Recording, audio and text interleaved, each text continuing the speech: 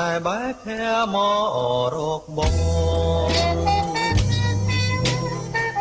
ស្ដាំសូកក៏ឆ្លងឆ្លើយនឹងទឹកទៀង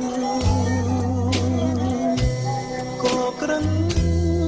ក៏ក្រឹមក្រំច្រៀងរៀបរៀងជារឿងមួយសែនស្រណោ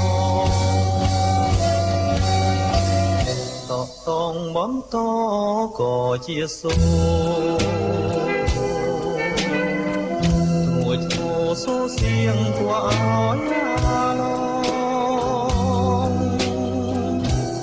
ទាំងភ្លៀងច្រៀងថ្នមនោមទាំងស្រងស្រណោស្រណោ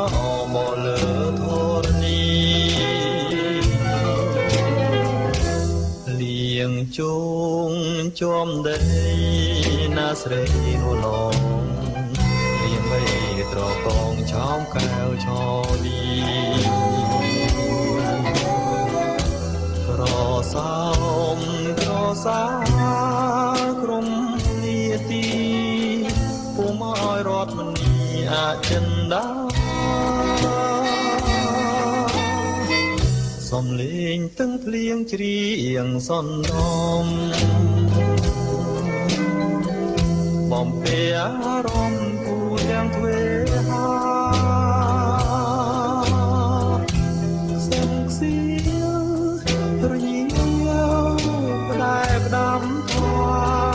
នេះហើយជាស្នាស្នេហាណាក់គុណ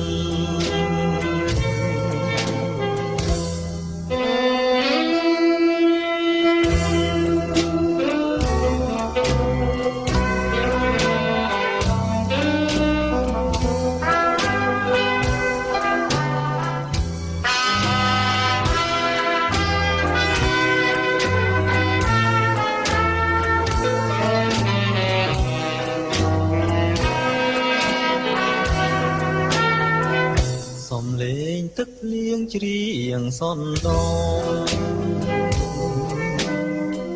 បំពេអារម្មណ៍គូទាំងទ្វេហា